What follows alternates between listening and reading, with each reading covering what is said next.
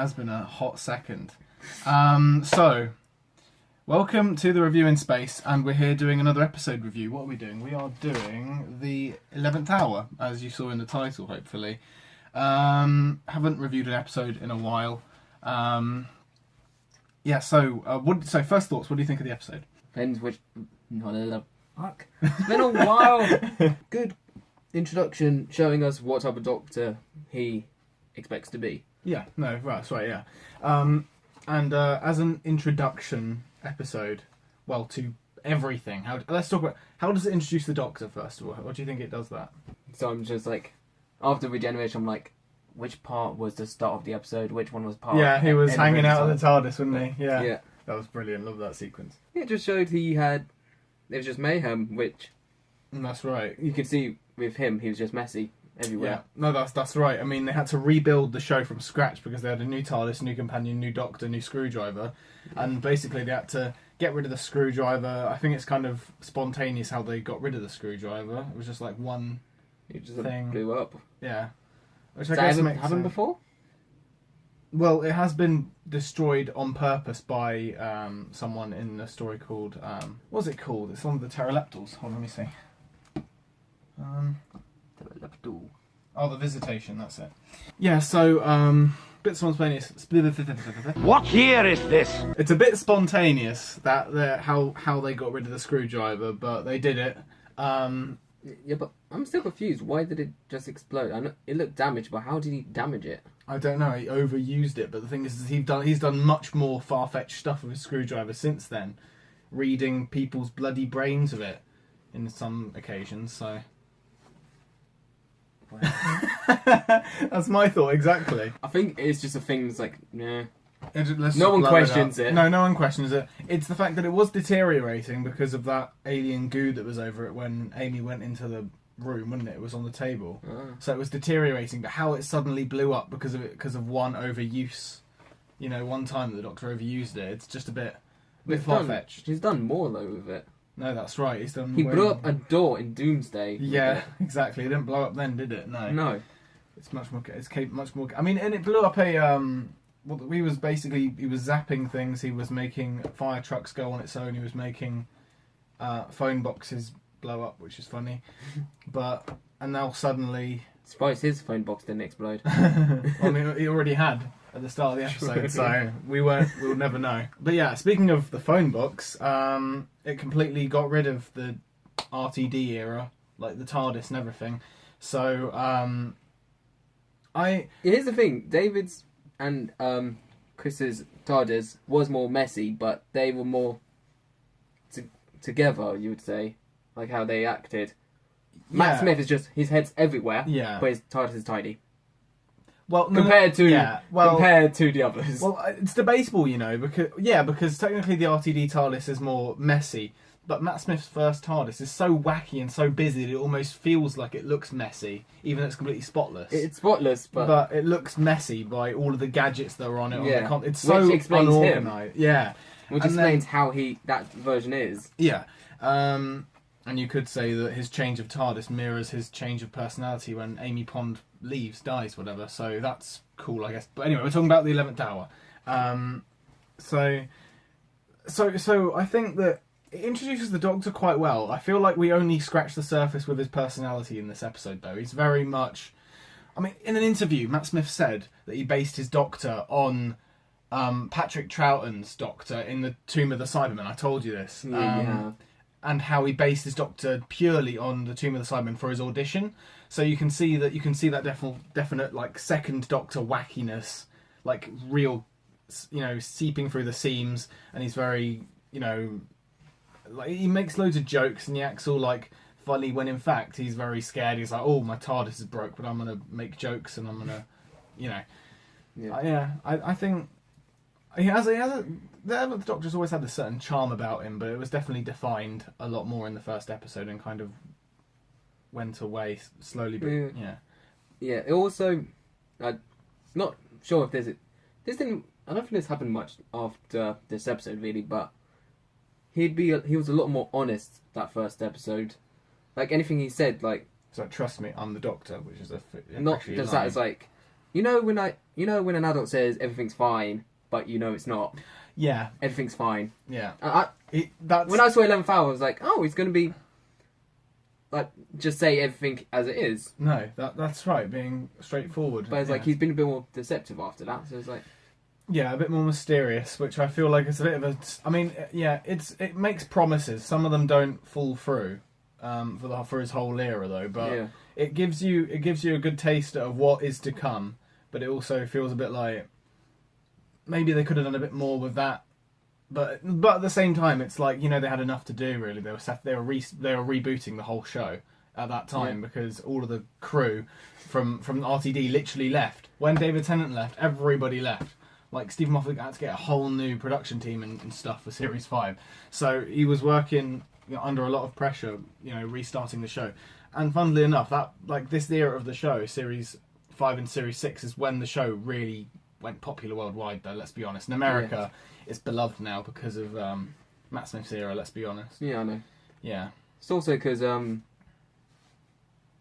also you can also see everything did change with Moffat, like how everything seemed. Like Russell T Davies, as you all know, I prefer his style because it's more darker. Yeah. But you can see Moffat was trying to okay, a definite change. child friendly. Yeah, and unfortunately they do it way too much, and now the Daleks. Yeah, they slipped a lot, and I really do fault Stephen Moffat on this because he made the Daleks really tame, and how he calls them pepper pots. That wasn't a thing before Moffat came about. Like in RTD era, they'd be blowing up households and killing children, and they'd be genociding an entire race of human Daleks. They were threatening in RTD era. Sure, they were like the press were mocking them. Oh, they're just pepper pots with plungers. But they were still threatening. When it came down to the show, they were threatening. Whereas in Matt Smith's era, let's look at Victory of the Daleks, because in Series 5, that was their first episode of the Moffat's era. They killed 2 soldiers in the whole of Victory of the Daleks. In Asylum of the Daleks, they didn't kill anyone. If you think about it, they didn't kill anyone in Asylum. Everyone was already dead. But you know what because they I mean. died of the cold. But you know what I mean, though. In the episode, they didn't kill anyone. And they didn't kill anyone... No, they didn't kill anyone in Magician's Apprentice and Witch's Familiar. I know it's not Matt Smith's era, it's Peter Capaldi's, but it's just a testament to how...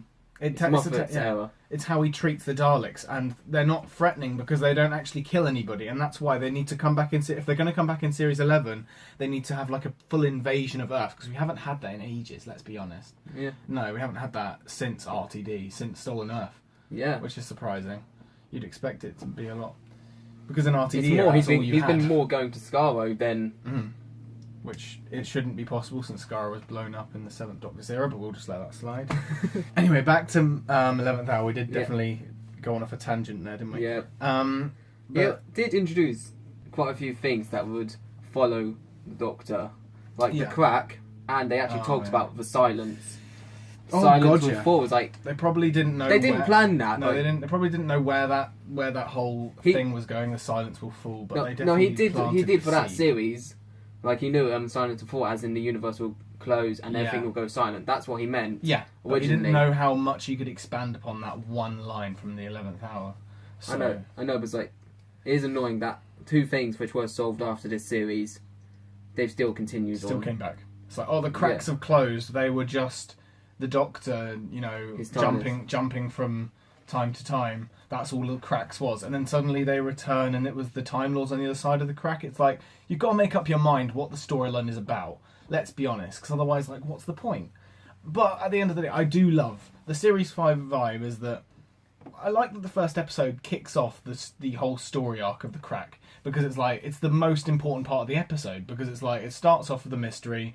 Young Amy is in her room praying to get rid of the crack or something. Yeah. And she's like, "Oh, can I get a policeman?" Wink, wink.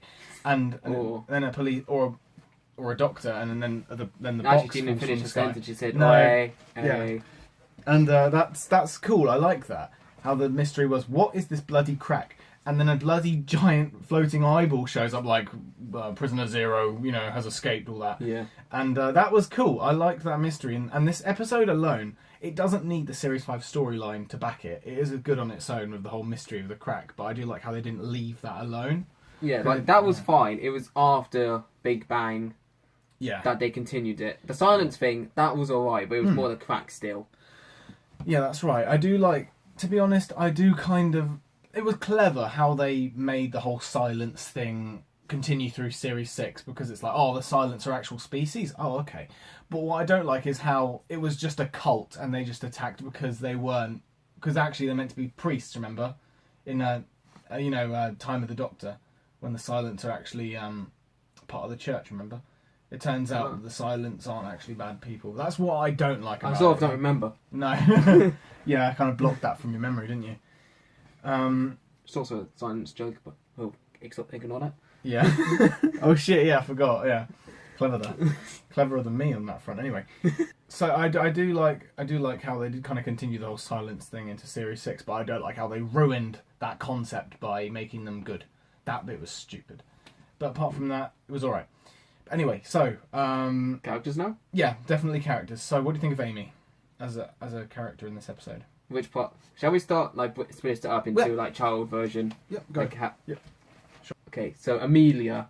Yeah, we'll call her Amelia. Like, the way she was just... Someone who's had her family leave her. Like, her auntie, I think, had also left. I think that's what she was hinting at. Yeah. So it's right. That did explain a tiny bit why nothing bothered her. Yeah. But when the crack did, Matt knew, okay, there is something wrong with that crack. Yeah, that's right. Yeah, what I do got to say, though, is when I was watching this episode first time around, I do remember being really excited that they might actually do this. I thought that they were just going to have... It came out on the your Doctor, birthday, didn't it? It did. But did I watch a review? I'm not sure. I think it might have been... I think it might actually been at my party, to be honest, which is kind of cool. Yeah. But anyway, what I was excited about is that maybe the show might be going for this Doctor with a kid companion, young Amelia, as the companion travelling in time and space, because that would definitely make the show a lot more interesting. But it's yeah. But how would it work? Because normally they're running off. If the kid does, most likely she'll die a lot quicker than anyone else. Cause yeah, that's true. But then it also has this extra dynamic where the Doctor really hasn't. I mean, I know he had a duty of care for his companions already, but I feel like it's more... I do like the idea that they created a dynamic of a child minding sort of dynamic between the Doctor and Amelia. Actually, in some ways it was. Yeah, even though Amy was older. I know, but that's what I liked about with Amy being the companion, because Moffat didn't want to copy Varsity T. Davis, where David was just snogging all of his companions. No, that's right. The Doctor, this is mainly seen in Flesh and Stone, was the way the Doctor was is I've pretty much technically known you since you were a kid. Yeah, that's right. Watched her. Not technically watched her grow up, but he knows. But he knows her when she was younger. And yeah. I mean, that's why he still calls her Amelia, even though she doesn't like it. That's right, because it's how he met her. Yeah, and I do have to praise Moffat on that. He doesn't just make the Doctor a sex symbol, because if you see the dynamic between Clara, even though I don't like Clara, between Clara and the 12th Doctor, it's a very much apprentice and it's very much sort of dynamic there too. It's not just equals. There is a sense of the Doctor being, and even with Bill and the 12th Doctor is her tutor. Which I do like that dynamic. I really like that dynamic. That's why I liked Bill, because they did do something different with her. Aside from her pointing out that she's gay every single episode. But I like I say, I do like how they did create that sort of dynamic that isn't, typical of the new series to do at the time. They did make Amy and the 11 the sort of best friends, but the Doctor still has this parent sort of thing going on. He knows that she didn't actually have any role models growing up. And that's right. But then at the same time, it's still the fact of, especially when you see it later in their friendship, that it becomes a very much more equal thing, because she knows the Doctor just as much as the Doctor knows her. Especially in that I keep going back to this moment, but in A Town Called Mercy. Yeah. She goes, "This is what happens when you travel alone for too long." She knows him at this point. He snaps, at that moment when he's talking to what's his face? You know what I mean? Yeah. No. Yeah. So, and I love that sort of dynamic. I like the dynamic doesn't stay the same. That's what I'm trying to say. I do like how It does actually kind of- grows. into best friends, from a duty of care to, equals to best friends. I like that. It's not just the same, because if Well, you look. not just best friends. Son-in-law. Oh yeah, that's right. It does get a bit weird in that area, doesn't it? Yeah. But anyway, yeah. So I suppose that's where the sort of shift in their sort of relationship as Doctor Companion changes, because it's like she is technically his mother-in-law, so it does add that extra sort of thing where it's like she has as much as duty of care as the Doctor as he has for her now, even though the Doctor does have a bloody time machine. I still think he's the designated driver, but she very much feels like Doctor isn't the strongest man in the world, even though he loves to claim to be. He does have flaws, and she needs to help him through that. That's the reason why he has companions. Yeah, so that he's held back, so he doesn't go insane, really. Yeah. From those moments, but yeah. The villain, Prisoner Zero. What do you think of him as a character? Should have got more of him, shouldn't we? Yeah. Didn't get that much. I really like the design of him. Oh god, yeah, that Like was creepy. It scared me as a kid. Like the especially CGI, for the teeth. The CGI, yeah. It was, yeah. The Yeah. teeth though, they scared me so bad when I was Yeah. younger. But I do like how he can shapeshift, so that you don't really know who it is. And I think the inspiration for Moffat creating that sort of monster was came from The Thing. Have you watched The Thing? No, but I know it's Steel, the don't you? story. Yeah. Yeah, so disguises himself, and you don't know who you can trust. They should have played with that idea more in the episode. Let's be honest. Maybe a bit longer. They should have. Maybe I don't think making the episode a two-parter would have worked, but I think maybe like giving Prisoner Zero more time and making it a bit more time. and giving making it a bit more of a thing in the episode where it's like, can I trust you or are you Prisoner Zero? So I do like that. Yeah, so we got a glimpse of Rory in the episode. Yeah. Nothing. We got next to nothing really. He just had a phone, and the Doctor took his phone. Yeah. And at the time, watching the episode, I really thought there was going to be. But they gave him quite a bit of screen time actually. Yeah. Like, Oh yeah, definitely. but like you wouldn't think anything of it. No, You'd it would think, just be that one "Oh, guy in that one episode. Yeah. But what I really expected is out of Rory and that other dude, Jack, with his laptop, I really thought it was going to be Jack who was going to be the third wheeler in the TARDIS, if you know what I mean.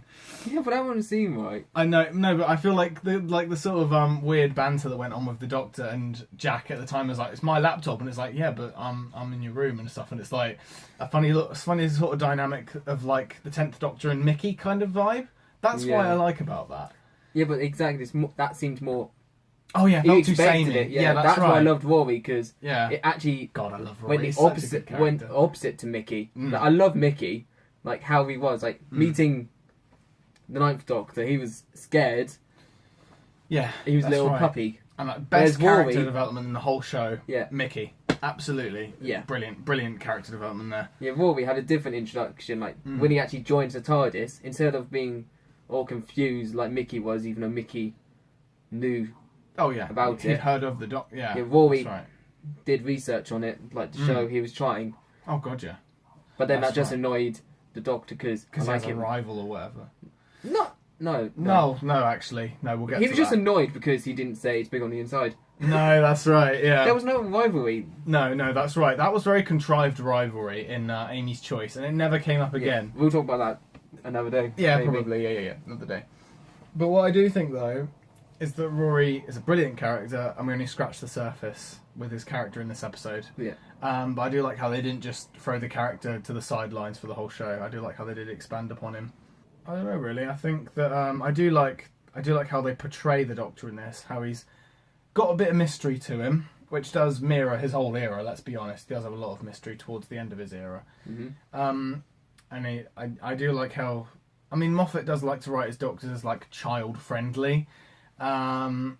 So there's that, but I do think it works in a sense in this one because he's like, trust me, I'm the Doctor. Oh, you know when grown-ups tell you everything's going to be fine Yeah. and all that stuff. I like how it's written like that really because it's a change of pace from the usual Doctor that you'd get on the show.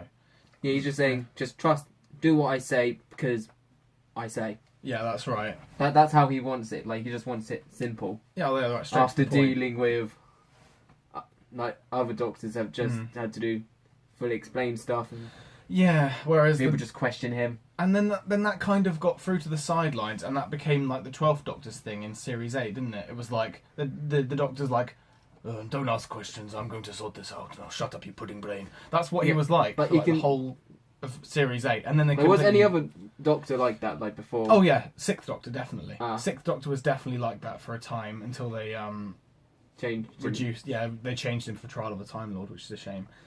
Ah. Because his Doctor had potential. Yeah, but from now on, like, you can tell, like, all the other Doctors get questions, like, when they do something. Like, just do what I say. Let's be honest. Actually, the 4th Doctor didn't do that too much. I don't He know didn't, that far. I know. But the 4th Doctor didn't really do that much explanation. He did sometimes, but it was more if he's in the moment. Like, for example, on Ark in Space, when he's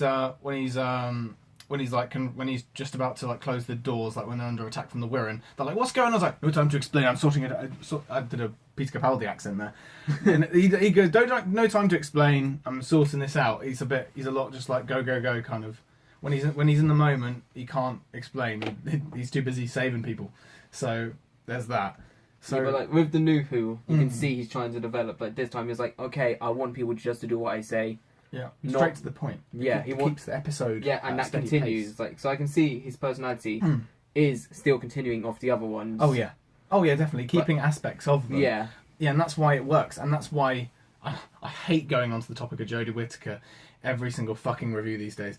But I do think that Jodie Whittaker needs to retain some personality, because people are going, "Oh, she needs to be a completely new Doctor.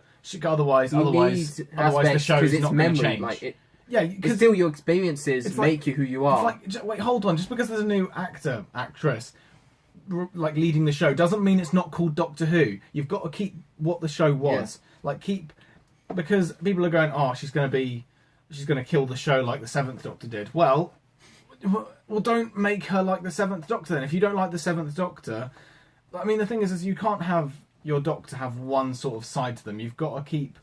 I mean, the first Doctor had his own personality. They had to do it from scratch. Hence why he's not as popular with some fans, because they had to start from scratch. They didn't build off of any other incarnations of the Doctor. They had to start from scratch. Started off grumpy. Best character development of any Doctor, in my opinion. Starts off very grumpy, slowly becomes more welcoming to guests on the TARDIS, and then becomes a lot more bubbly and a lot more friendly to his companions. And then he passes on the TARDIS keys to the next Doctor, which is him. I love that character development. The first Doctor is absolutely fabulous. Yeah, but when I look at character developments, I would try and look at all of them. Really. Oh yeah, 'Cause, definitely. like, As one person. Because Yeah. otherwise it's like, why... Like, Doctor Who 4, Doctor Who 5, you can't really class it there. It's the same show. So... Yeah, because if you think about it, like, because I just watched all of 9th Doctor to... Like, I've started watching the 11th Doctor, but I haven't finished that yet. Fair enough. And I can actually see from the 9th to the 11th, he had changed. Oh, God, yeah. Like, not because he's regenerated, but Yeah, the that's characters right. pulled across, and he remembered, and he kept it there. That's a good point, actually, because the first Doctor goes from being real grumpy to a lot more, lighter. That leads right into the second Doctor, where he's a lot more bubbly, but he gains a sense of humour. Third Doctor has a sense of humour, but has a seriousness to him, but retains his heroicness. Fourth Doctor, extremely heroic, but extremely bubbly and funny. He's just straight heroic, etc. It goes through. It isn't just a drastic change. It's like, this Doctor's grumpy, this one's smart, this one's stupid. You know what I mean? It's not just like defining a Doctor by one personality. It's the show's changing each time, and that's why I think that this is a crucial point in the show's history, because it's like, crew is changing, writing is changing, acting is changing, everything's changing, but you've got to keep what the show was. To recognise the other That's right. versions of him. I think I do applaud Matt Smith. Maybe it was unintentionally, but he did keep some of the characteristics of past Doctors, like the second Doctor. I do have to applaud him on that, because that's a really clever move. Because it's a bit of familiarity. Is that a word? Like, it makes it very... Yeah, it is. It keeps that sort of feeling like, oh, it is still the Doctor, but it's like a Doctor that's in the past, like that Doctor. It's still the Doctor. There's still a sense of him in there, but he needs to make his Doctor his own, so that he has his own vibe. mystery is real his thing, isn't it? Yeah. It's like this unique thing that he brings to the table, and it Yeah. still stays with the Doctor through future because he has mystery, doesn't he? He's That's more what- That's what I mean. Like Yeah. it develops throughout the show, just different faces. Yeah. Also, like, you can also another way with like the whole reason why I thought of what I just said is why his experiences from David, like straight after he regenerates, he asks the what are they called, Skrillex? No, that's a who's the artist? Skrillex. Okay, what were you thinking? You know, in Christmas Invasion. Sycorax. Sycorax. Oh, it's Oh wait, no, not Christmas Invasion. Oh yeah, it was Sycorax. Yeah. Never mind. Yeah, that's the one I'm Sycorax. after, like the blood. Yeah. He asked them to leave, like to give mercy on a level 5 planet, Oh god, yeah. and well, they did, but someone stopped them. Mm. 11th Doctor thought of that, looked at that, and went, "Okay, I'll try this again properly." Yeah, that's right. That's very true. Actually, yeah. Oh god, yeah, that's brilliant. Yeah. He used his previous knowledge to help him through this case. But learn from the past mistakes. Like you have to be a bit more reasonable, but you've still got to have an edge to you. Otherwise, they won't listen and they won't fuck off. Basically. He asked instead of just proving who he is by and having his hand cut off No. and just winning a fight, he goes, "Okay, go through Earth's history. Proving a point. Yeah. Rather than having Is it protected? Yeah. It is, and it's me. No, exactly. That's right. So yeah. So I'll give you mercy. Go Yeah, and don't come back. and warn others." Oh god, yeah, that's right. Which is what the Sycorax was meant to do, but they were shot down. Yeah, that's right. Yeah, that's right. Yeah, and that's why we got a lot of Earth invasions in RTD era, isn't it? I suppose that makes sense, doesn't it? But yeah, I'm just trying to think now. I had a point. What the fuck was I going to say? I don't know what I was going to say now. I've completely lost my train of thought. I've completely lost it. Whatever. Yeah, so we've done all the characters really, haven't we? Yeah, there wasn't really many introduced. Well, everything was introduced in this episode, but Everything was introduced, but characters there weren't many to No. introduce. no, just Doctor, Amy, Rory. Yeah, That was really it. No one else really showed up again. yeah, which Obviously- annoyed me a tiny bit. Like Ooh. he could have used one of the person who he's connected to. Like John. You said his name was What? George. What? Don't know. What? Laptop guy. Oh, Jack. His Oh, name was Jack. Yeah, but why? I don't know. Don't ask me. Ask Moffat. Okay. Um, Yeah, I mean, he could have used, because he said, if you do what I say, they'll give you a job. yeah, He could have brought that back and said, that's Doctor. right. Could have brought him back. I'm like really a, annoyed like a about unit that, situation, actually. but not unit. Yeah, exactly. They could have brought him back. I'm really annoyed And about helped. that, actually. And helped a tiny bit oh more god, yeah. in like a future episodes. Yeah, that's right. Maybe working for unit. Why didn't they do that? It's just like I know it's a bit far fetched, but why didn't they? It's like why didn't they bring back what's his face, Sergeant Benton, because he got special ops thing after going to unit after fourth or fifth Doctor after the old unit was disbanded, he went to special ops or something. Why didn't they bring that back for the new series? Because the actor of Benton is still alive, so would have been a good thing to do. They introduced the TARDIS, but like I do like how they limited the Doctor in this episode. Like they destroyed the screwdriver halfway through the episode. It's like, right, no screwdriver, and obviously they got They rid just of the let us see TARDIS his ability. as a Doctor rather than having to rely on the gadgets of the past. But The unfortunately, TARDIS, unfortunately, Moffat could not continue that. No, that's right. I feel like it would have been cool to have a Doctor without a screwdriver for at least one series, because they did that. Fifth Doctor. I know. I've The seen show didn't have a screwdriver back until the movie, the Eighth Doctor movie. No screwdriver. From the Fifth Doctor, he had a sonic lance, but that was only for Attack of the Cybermen. Lance. A sonic lance. Yeah. Yeah, exactly. It's a very, very odd little thing. We had a sonic lance.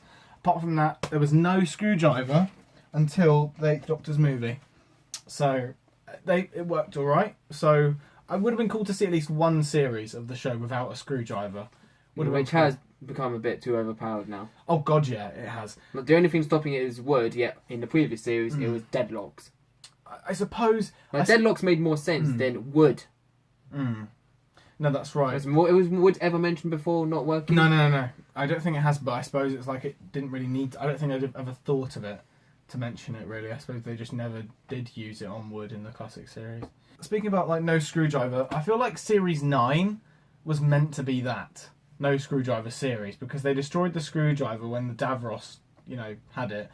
But then they introduced the sonic sunglasses, so it's like they kind of backtracked there. They kind of regressed. They fucked themselves even worse by having a sonic sunglasses instead.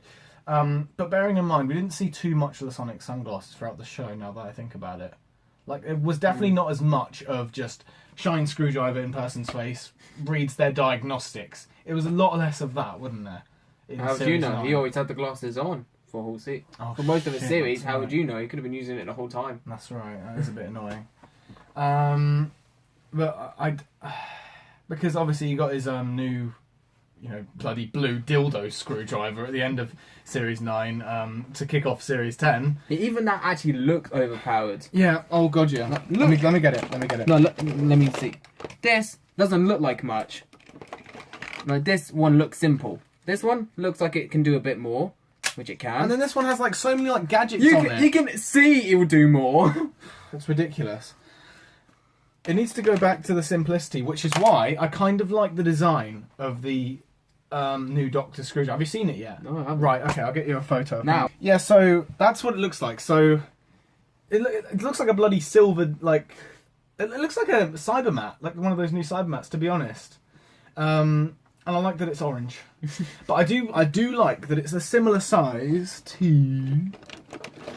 It's like, if you measured it, I expect it won't be too much longer than this one. So it is a much more simplistic design. It's full silver, so it's very simplistic in colour as well. It's not gold and silver and blue and whatever else bloody, green or whatever. You get the idea. Yeah. That one's not working apparently. But yeah, so Didn't you always want an orange Sonic? Oh god, yeah. Because You got your wish. Yeah. So it's been blue or green in the new Who. Yeah, that's right. Again, need but to find more out in classic. Yeah, no, there haven't been any light things going on. But there was a red screwdriver for John Hurt, obviously. You remember that? Ah. But yeah, so I do like how it's a lot more simplistic. I do feel like it's a bit of like hodgepodge. There's a lot of just random like bits just attached to it, just to make it like it's a rushed job. It's not just this sleek, design thing. It is a lot of just like quick. Let's whack together a screwdriver. Maybe it is part of some Cybermats because maybe that's a possibility. I do like that, but I think that the more simplistic the screwdriver is, it feels like the less simplistic it is, the less sort of cop out the situation the Doctor will be in. Is like, shine the screwdriver at the door, you're free. Allow the Doctor to do more stuff themselves. Yeah, no, that's right. They have to figure it out. Use their brain. Instead of what like Power of 3. It's like it was shine such a good episode, yeah. but then the climax, Sonic. It's like literally you were doing so well, and then it was just like Sonic the monitor thing. Yeah, you were doing so well, Chris. Yeah, and, why? And then why at the end? Yeah, and then he just runs off. He shines his screwdriver at the thing, and then it blows up the ship. That's what I don't get. It's like, how does that work?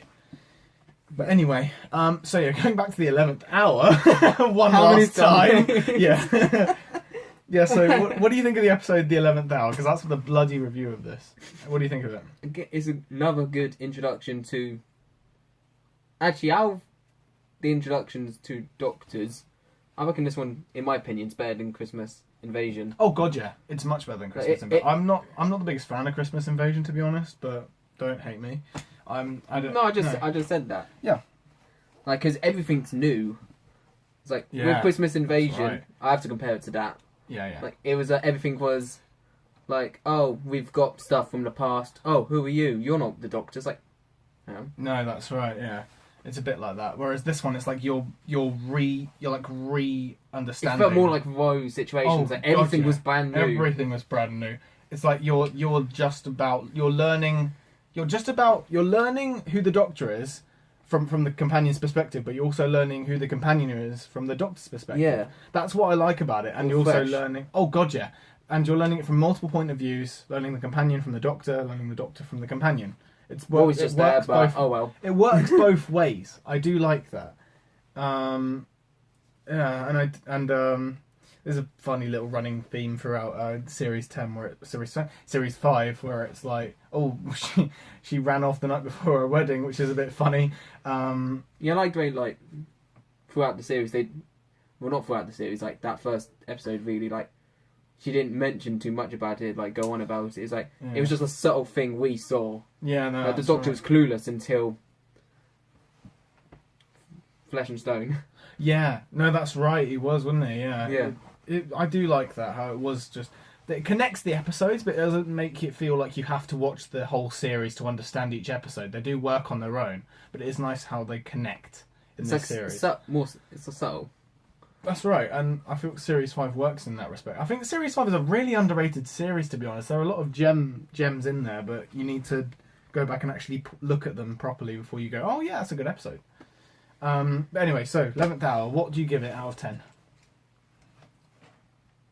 Shall I make a shit joke? Don't. Please don't. You know what I know what you're going to do. Just because it's overused by it is. him. So, what do you think of it? 7? Yeah, I think I'm going to give it an 8. Probably a bit built on nostalgia, but I still really enjoy the episode. Yeah. So, it's like for introduction to a series, it's an 8. Oh, brilliant. Yeah, it's a brilliant introduction. Maybe even higher. Because it sets up everything, doesn't it? Which is brilliant. But as a standalone episode, push it down maybe 1 grade. Like that. But it is brilliant. Maybe if they developed more about the actual villain. Oh, yeah. But of course, you can't do that on an introduction to the whole series. They had a lot to do as it is, introducing Doctor, Companion, TARDIS, etc. Yeah, but if it was like a middle episode... Oh, yeah. They could have fleshed out the whole, multi-form Yeah, but they idea. would have had more time. Yeah, exactly. But they had a lot to set up. So they were running on borrowed time with that episode. But yeah, so was the Doctor throughout the episode. That's right. Yeah. But yeah, so see, the Doctor can save the world in the amount of time. You had so long to make a full episode. No. That went wrong. That sentence. Oh well. Yes, it did go wrong. Yes. Anyway, well done. Right, so that'll do it for this review. I hope you enjoyed. It was a very long and we went on a lot of tangents there, but I hope you enjoyed this video nonetheless. It went on to some really interesting topics. It's the length of a Doctor Who episode. Huh? It's the length... Right, no, not length of a Doctor Who episode. Oh, it is! It is! Of an RTD era episode, yeah. Yeah, so I hope you enjoyed, and we'll see you in the next video. Bye. So, goodbye. Geronimo. That was the No. You are banished from this earth. Get out of here. You need to fuck off. I hate you so much. Ow. There's a door there.